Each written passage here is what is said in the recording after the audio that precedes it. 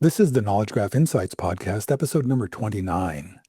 Every modern enterprise wrestles with its data, trying to get the most out of it. The smartest businesses have figured out that it isn't just the new oil. Data is the very bedrock of their enterprise architecture. For the past 25 years, Dave McComb has helped companies understand their data, discovering along the way the importance of adopting a data-centric mindset that reveals the essential nature and the true value of this precious asset. Welcome to the Knowledge Graph Insights podcast, where experts on knowledge graphs and the semantic web share their wisdom with the digital and business communities. Our mission is to demystify and democratize knowledge graph technology and practices to make the benefits of knowledge graphs and semantic technology accessible to all. And now, here's your host, Larry Swanson. Hi, everyone. Welcome to episode number 29 of the Knowledge Graph Insights podcast. I am really happy today to welcome to the show Dave McComb. Dave is, I think it's safe to say he's a legend in the ontology and knowledge graph world. He's the author of, three books. One early book called Semantics in Business, The Savvy Manager's Guide, which was probably ahead of its time, which is fine. Dave's that kind of guy. He also wrote the books Software Wasteland and The Data-Centric Revolution, which sort of set the problem that we have in current enterprise architectures and then propose a solution. Those, by the way, are both under revision. And by the end of 2025 or so, we should see new editions of those. So welcome, Dave. Tell the folks a little bit more about what you're up to these days. Great. Thanks, Larry. Well, we're still running a company here. We have Semantic Arts, probably it's about 30 employees, 20 ontologists, and 5 semantic developers doing God's work, being, making companies more data centric. But so that's what we do now. We go into companies, mostly medium to large size companies, and help them. What we've done since the publishing of the book, we started doing it around the publishing of the book, is just figure out a methodological and fairly safe and incremental way to get there. Because I think a lot of companies are burned out from so-called legacy modernization projects and digital transformation projects that didn't go well, and there's a lot of scar tissue there. So we've figured out a way to first move some of your data, get into the graph, get you used to it, then start moving more, then more functionality, and just kind of gradually get people there. That's the classic smart consultant, baby steps, proofs of concept, small work, get there. Yep. Hey, let's back up a little bit and talk about, because I think most, I'm going to guess that many, if not most of my listeners are familiar with you. But for those who aren't, can you talk a little bit about the philosophy? Because you've got a well-articulated philosophy set out in 2 books about the problem, this data-centric or application-centric quagmire that enterprises got themselves into, and then the sort of data-centric way. Can you talk a little bit about the? I'd love to know how where the idea occurred to you, that how you identified the problem, and then a little bit about the 2 books. Yeah, so I started my career with Arthur Andersen, the accounting firm, but they had a consulting division, which originally was just called the Administrative Services Division. How innocuous, But we worked with the accountants a lot. But then it, as we know, eventually grew into the consulting division, which was Arthur Andersen Consulting, which is now Accenture. I mean, they grew like crazy. But back in those early days, we built and implemented mostly accounting systems. So I had a career of going around the world, implementing something, often building from scratch, because it was early days, accounting systems, including 2 pretty major full function ERP systems built from the ground up. So, and one of them in multi-currency and all, pretty sophisticated. So I thought, it's 2 things I thought I knew at the time. One, I thought I knew accounting and accounting systems, and I thought I knew the right path for building enterprise applications. But then, right as I was leaving, and then as I was doing some independent work on the side, I started to see what was actually going on, that companies were just implementing system after system after system, and you'd go into a client, and they'd have a dozen inventory control systems. And you go, wow, not only do you have a dozen. I mean, by the way, I'm going to update that, and I'll give you some metrics about how many systems most of our clients currently have. But what bothered me more was they're all completely arbitrarily different. Not only did every single one of them, which had, hundreds or thousands of tables, and each table had dozens of columns, and every one of them had some totally made up names, some of them German acronyms, all kinds of stuff. They were even structured differently. And you go, wow, what would cause several different smart people to design an inventory control system and have them come out that different? And so they're obviously not, we studied, database design and third normal form and all that. And so if you laid out the problem exactly the same, you do third normal form, you get to the same answer, but they were not starting from the same place. And so then you go, wow, why not? What's going on here? And this is the early 90s. We stumbled across, this is back before the World Wide Web. You would have to go to the library to do research. And so we'd go to the library and find magazine articles and photocopy them and all this. There's probably, well, no, I know, I still have a 3-ring binder. There were 4 articles at that time about applying semantics to information systems. So we had devoured, I think, everything that was known at the time. Now, of course, if we did a Google search, there probably was other stuff that we didn't find, but then we invented this thing we called semantic modeling. And so maybe if you started from what things really mean, you'd actually figure out that inventory actually really means widgets and bins and, whatever it is, but you hopefully start from the same place and end in the same place. So that was my observation, how we got into this. A few minutes ago, I promised I'd come up with some metric as we've been going from client to client now. And this is not an exact metric, but it's close enough to be scary. Take the number of employees you have in your company and divide it by 10. That's probably about how many applications you're currently managing. Wow. So think about it. If you have 100,000, some of our clients have 100,000 employees, and this one of them I'm thinking of in particular has 11,000 applications that they manage, which is kind of crazy. Yeah, because the fundamental that I love the early focus on semantic modeling, because if you look at it from like, what do we got here? You're not going to end up with 11,000 things, much less even tables or concepts that you're dealing with. What did that because this is before RDF and OWL and all of these, how did that model manifest technologically?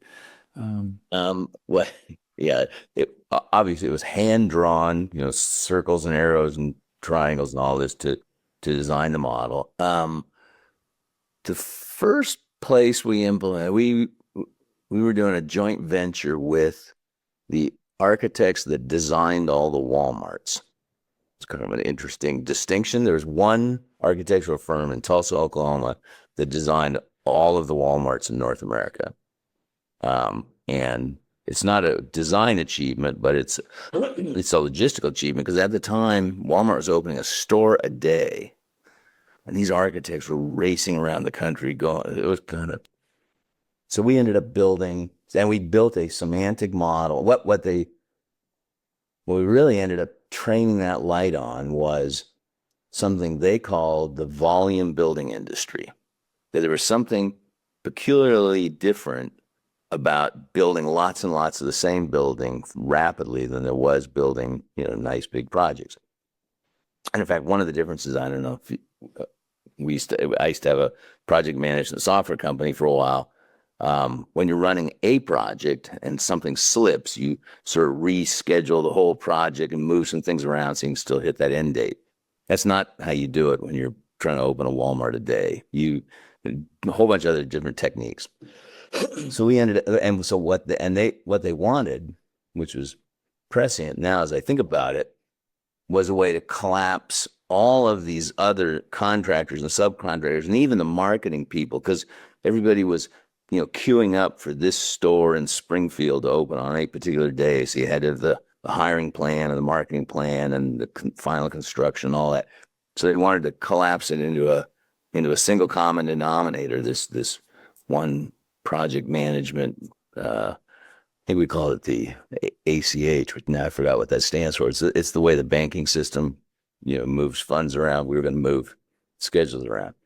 And actually, we ended up building that in C++, but now I'm trying to remember what database I was on.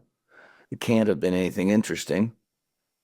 Although the next project, we then moved into a healthcare information system and stumbled into an object-oriented database called Matisse. God, it was a great database, and built this whole semantic model on top of a object-oriented database. It's kind of a shame they didn't catch on, but yeah, that's what was happening. That's so interesting, because those both, I don't know a lot about C++, but like an object-oriented database, that seems more graphy than a table-based relational database. Absolutely. Yeah, Both. interesting. Yeah. So this was sort of proto. So were you just relieved when RDF and all the ensuing standards came along? Yeah. Very cool. And then tell me how that, and so we have this generic problem that you're helping people solve of like, they're just mired in this application centric thing, sourcing data willy-nilly and tucking it away in silos. Talk about data centricity and how that helps fix this. Yeah. There's one belief which is a true belief, which is why it persists, that we have thousands of applications. Each of them have thousands of concepts in them. And if somehow we could just learn all this and bring it to the surface, we'd have a data fabric, or at least we'd have access to all our data or something. But it really just doesn't work. It doesn't work because it's too much work, and people aren't. I mean, and it is too much work. It's just gigantic, the scale of it. But it turns out it's almost like if you look through the telescope the other way. Oh, yeah, this is actually simple. This isn't anywhere near as hard as you think it is. If we have this process where we go in and help people, we say we uncover their core model. There is hidden in all that noise is a single simple model that ties everything together. And that single simple model, we often call it the core model of that enterprise, is typically around 200 to 400 or 500 classes. So, and a few hundred properties, so in a graph database, everything it's like Tinker Toys. There's a node, an edge, and a node, and those nodes belong to classes, not in the way that even object-oriented or certainly relational. It's not a hard structure like that. They are sets, and they can belong to multiple classes. But the key, you do want to define and figure out what kinds of different things are there in this realm. And so and maybe we'll have a tangent. We'll talk about GIST, but GIST is our upper ontology starting point, which we've sort of evolved out of probably over 100 projects now. So we're pretty confident that it's a very solid starting point. So you start with that, make sure you're not getting sloppy about your concepts, find the rest of the distinctions in that enterprise, and then armed with that, then you go into an application and say, okay, where are these things? And it's much easier because you're dealing with a few hundred things instead of millions of things. And you just go in. I know there's some inventory in here. I know there's some product specifications. Where are they? Show me where they are. Okay, there they are. Okay, I'll take, and which is way easier. And then after you've done that, we did this in a funny way with a subsidiary of one of our clients. After you've done that, you then say, okay, is there anything else in this database that's important? And they look around. Well, yeah, there's this other thing. Okay, give me that other thing. Okay, good. That's it. That's all you got. Interesting. And that's, because a lot of ontologists take like some balance between the top down and bottom up approach. It sounds like you're very much a top down, like, hey, let's see what's going on here, and then articulate that. And then, but then there's still like the need to account for all those instances below. How does that fit in your sort of ontology process? Well, the way we keep ourselves honest, and we didn't originally, in the early days, we were probably not, we would design things top down, but not implement them because, we were architects for a while, but now we're actually builders. So the process of actually building is the thing that keeps you the most honest. You bring in the data, and is it complete? Will it tie back to this? So it's mostly a matter of a lot of reconciliation. Over here, you had 80,000 employees in your employee database, and when we finally converted it all to the graph, oh yeah, good, we got 80,000, or whatever. But then at some point, to your point, well, okay, what else is there that we don't have? And then they articulate that, and there's an amazing amount of redundancy in existing systems, not only within systems, but between systems, especially between systems, but even within systems. They're always copying stuff to another table just to have it there and denormalizing out the wazoo. And so there's a lot of that going on. You don't need extra copies of the same stuff for sure. There's also a lot of just process variables that aren't necessarily needed, unless you're trying to recreate the process, then which eventually you will. But 90% of them are peculiar to the way that application did the process, not to its essential nature. There's just a lot of stuff like that, over time you realize, yeah, most of that you didn't need. Oh, and there's always a whole bunch of columns and stuff that just aren't used or aren't used anymore.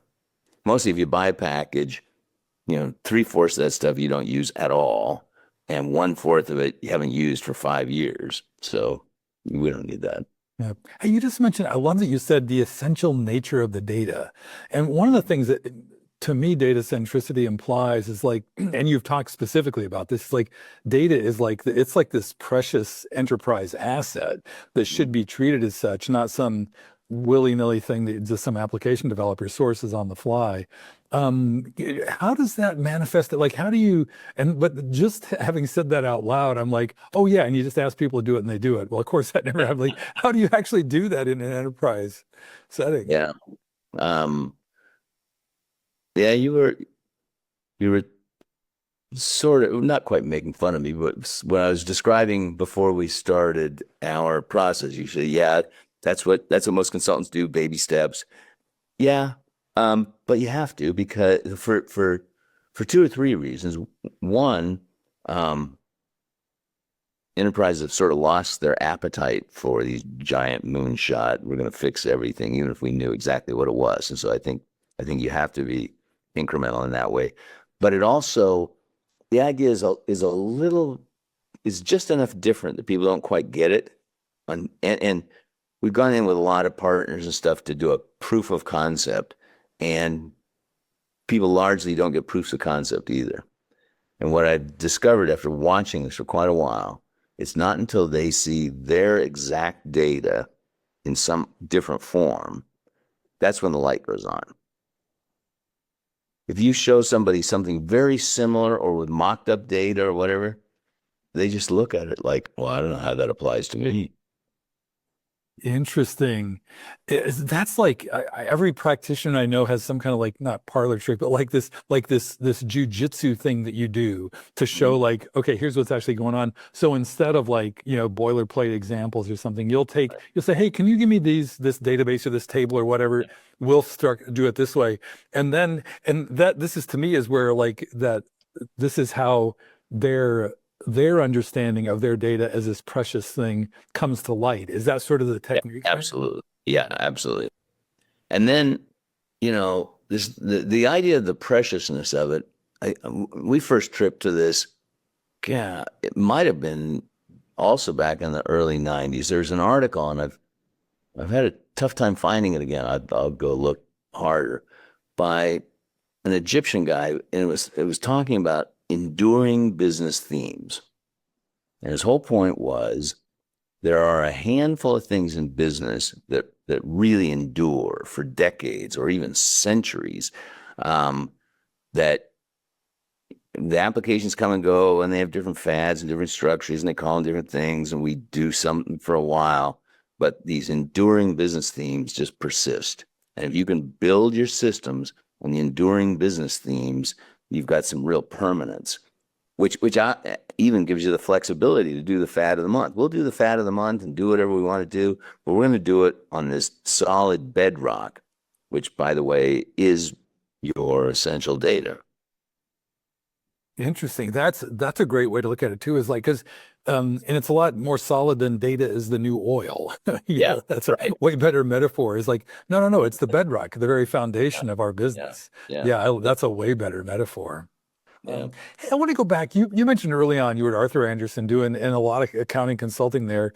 That is kind of, is this like a full circle thing? I know one of your current interests is around accounting. I'd love to learn a little bit more about that. Yeah.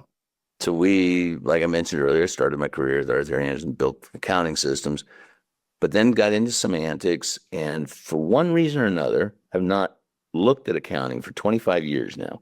Just I think most of our clients now wrongly believe it's a solved problem, or they don't want some little boutique firm coming in there messing with their books. Okay, I get it. So we'll go over and do something else. Fine.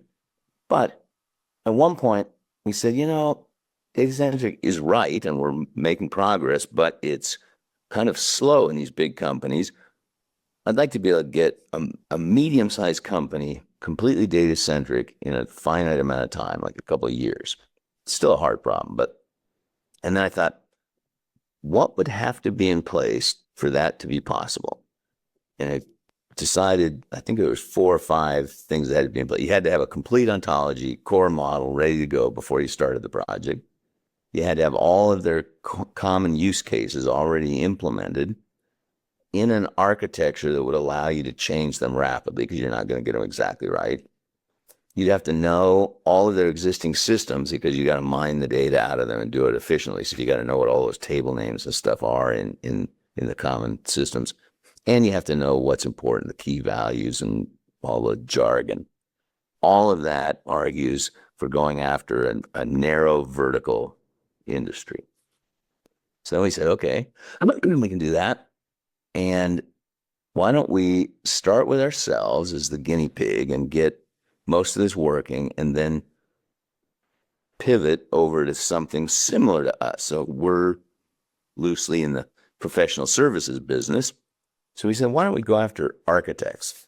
I was fascinated with those architects at the Walmart, and we run into architects all the time. It's kind of a fun, it seems like it should work. And there's not that many, we can go identify them. So we sit down to do this, and all of a sudden I realized the incredible centrality of accounting in the middle of this core model and all the use cases and everything I just rattled off, and the existing systems. So we sat down and said, okay, how hard can this be? I already know accounting. I know semantics. I'll just make a semantic model of accounting. And I did that. But then you just start digging a little harder and thinking, this isn't satisfying. And the more I started digging, and more we started uncovering, 2 things that started happening simultaneously. One, I thought, wow, this is way more profound than I first thought, and it's taking longer. I got a professor of accounting involved in the project, mostly to keep me honest, because I go start doing some pretty extreme stuff. And we decided to write a book about it. So we're writing a book now in parallel with building this internally in preparation for getting ready for the architectural market. But the number of insights that insights is a misnomer. It's pretty profound revelations, paradigm shifts, I guess, we've come across are pretty amazing. I mean, I can't wait to get both the book and the system finished and be able to, because it's like I was saying earlier, until we can show it to somebody, they don't get it. Now, that's fascinating. And it's like, now I'm curious, I know a little bit about accounting, not a huge amount, but is it something beyond or different from the old double entry bookkeeping that's been around for 500 years? Oh, interesting. Yes. So that'll be a tiny bit revolutionary. Yeah. Mm. I didn't set out to get rid of debits and credits, but the deeper you get into this, you realize, A, they get in the way and they're not needed to get in the way.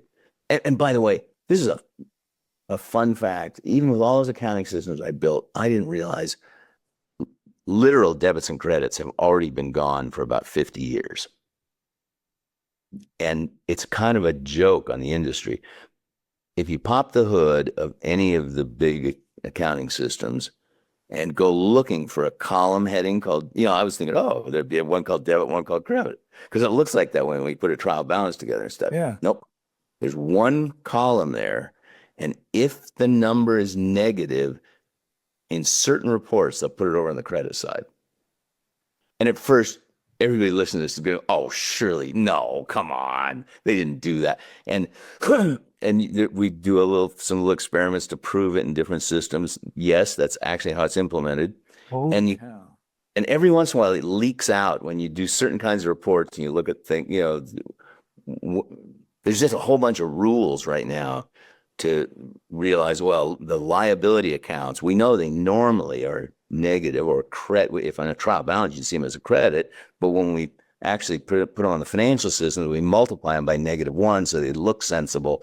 But every once in a while, if there's a contra liability, that gets multiplied by, it was positive, therefore it would have been a debit on the trial balance. We multiply that by, and then it will show up correctly negative on the financial statement. But all of this rigmarole just to keep the accountants happy.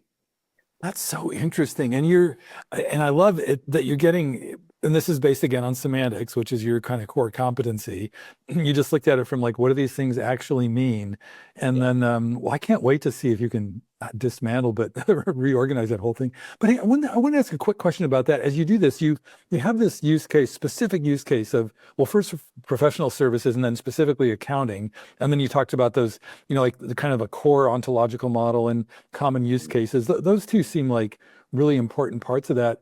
And I know one of the things you've done at Semantic Arts is develop the gist ontology, this sort of I think most ontology practitioners probably have like their starter kit or whatever you call it for ontologies. Or tell me about the relationship between did it change? Did everything inherit nicely from stuff that already exists in gist? And then how specialized does it get as you go into professional services and then into architecture specifically? It's surprising how few essential enduring themes there are in accounting. And I'll just rattle them off here, just give you a flavor. And they are directly derivative from gist. By far, the main thing is the concept of a commitment. Almost everything that shows up in your financial statement is the result of a commitment. In fact, the only other thing are some resources like the inventory and the cash and the equipment you've got. But set that aside for just a minute. You decide that you're going to buy something and you make a commitment to pay for it, and they're making a commitment to deliver it to you. And from that moment forward, you need to keep track of those commitments because you don't have the goods yet and you haven't paid for them yet. And most of accounting is keeping track of the commitment and fulfillment of that commitment and valuing it in dollars to put on a financial statement. And we take the commitment and turn them into two major types, which we call rights and obligations. So in that little example I had, you have the right to receive that whiteboard you ordered from Amazon or whatever it is, and the obligation to pay. In this case, you've satisfied your obligation to Amazon by getting your Chase credit card, and now you have an obligation to Chase. You're not going to get out of this, and then eventually you decide to pay Chase, and you fulfilled that obligation, and you wait for the whiteboard to arrive, and they've fulfilled their obligation, except it's all crooked and broken. But don't get me started on that one.